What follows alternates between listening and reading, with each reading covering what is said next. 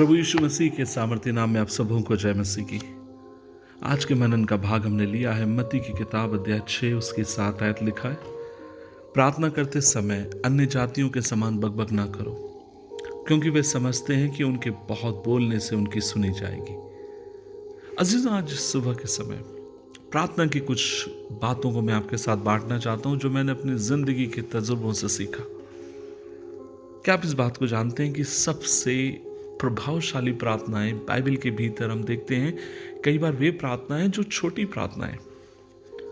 उदाहरण के लिए, जब यीशु मसीह और उसके चेले नाव में सवार होकर जा रहे थे, चेलों ने प्रभु को जगाया और प्रभु ने उठकर क्या लंबी प्रार्थना करी आंधी तूफान थमने के लिए? नहीं। उसने पुकार कर कहा, शांत हो, स्थिर हो, और हवाएं थम गई। जब वो लाजर की कब्र के बाहर था, उसने वहां पर 1-2 घंटे प्रार्थना नहीं करी।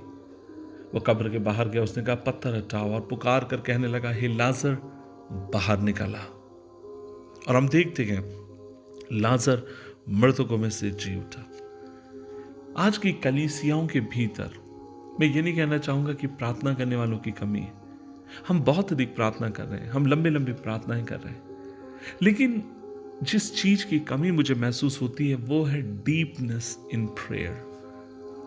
आई am not talking about the longness of prayer. मैं लंबी प्रार्थनाओं के विषय में बात नहीं कर रहा हूं, मैं बात कर रहा हूं गहराई की प्रार्थनाएं जो आपके हृदय से उठती है, जो आपके मन से उठती है, जो आपके दिल से उठती है, और जो परमेश्वर के सिंहासन तक पहुंचती हैं, और जिन्हें वह सुनकर हाँ और आमीन में आपकी मेरी जिंदगी में जवाब देता है। बहुत बार हम पाते हैं कि प्रभु यीशु मसीह ने बाइबल के भीतर बहुत बार लंबी लंबी प्रार्थनाओं का समर्थन नहीं किया।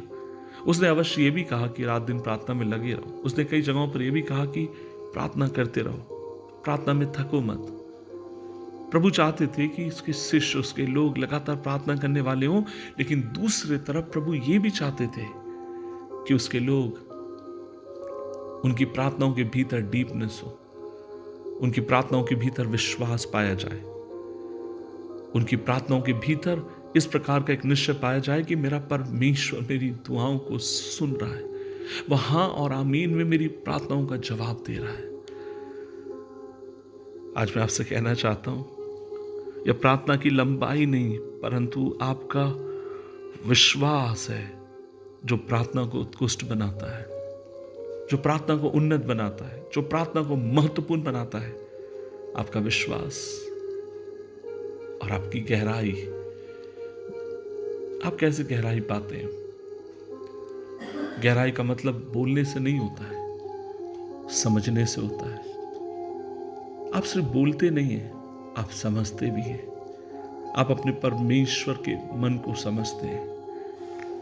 ये तो इसी तरीके से जैसे एक बेटा जब अपने पिता से बात करता है, वो अपने पिता को जानता है, वो उसको पहचानता है, उसको समझता है। आज मैं आपसे कहना चाहता हूं कि आप अपने पिता को जानते हैं, क्या उसको समझते हैं? आइए आज प्रभु से हम प्रार्थना करें कि वो हमें और भी गहराई में ले चले, घुटने तक नहीं, कमर तक नहीं, सीने तक नहीं। वो हमारी सहायता करे कि हम तैरने वाले हो।